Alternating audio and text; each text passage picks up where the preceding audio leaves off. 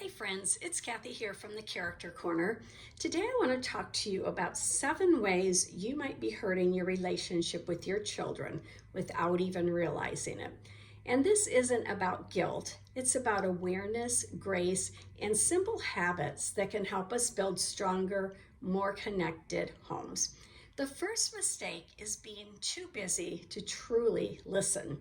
When we're busy multitasking, it's very easy to hear our kids, but not actually listen. So even 20 or 30 seconds of stopping, looking into their eyes and saying, I want to hear what you're saying, tells them that they matter. Second is reacting rather than responding. When kids spill something, forget things, argue, it's very easy to react from stress. Keep in mind, though, that reacting creates tension. A quick pause gives us space to respond with calm rather than emotion, and that keeps their hearts open. Third is expecting too much. Sometimes the bar we set is a little bit higher than their maturity level, and when they can't reach it, they feel like they're failing. Keep in mind that kids are learning self-control, responsibility, emotional regulation, and learning takes time.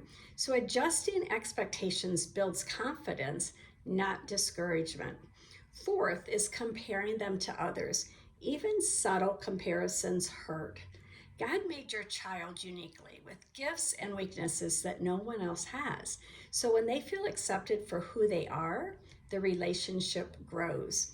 Fifth, not apologizing when we mess up, and we will mess up. Apologizing models humility and shows them the relationship matters more than being right. A simple, I shouldn't have said that, will you forgive me, can repair what might have been a bigger wound or might have pushed them away from you. Sixth, talking at them more than connecting with them. Parenting involves lots of instructions and corrections, but if that's all they hear, their hearts close. A few minutes of simple correction, a cuddle, a laugh, a quiet moment at bedtime will build relational trust. And then seventh, missing opportunities that we have to show grace. Your child will mess up, and so will you. Home should be the place where grace lives. Grace doesn't remove consequences, but it softens them into communications that say, I'm on your side. So if any of these hit home for you, don't feel bad, you're not alone. I've walked through every single one of these as a mom of 8 kids.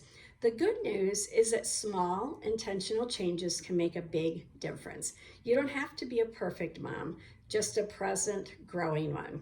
If this encouraged you, be sure to like, subscribe, and then share it with another mom that you think might need this reminder today.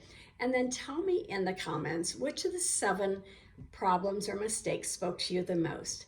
Thanks for being here, friend. Let's keep building faith-filled, grace-filled relationships with our children one day at a time.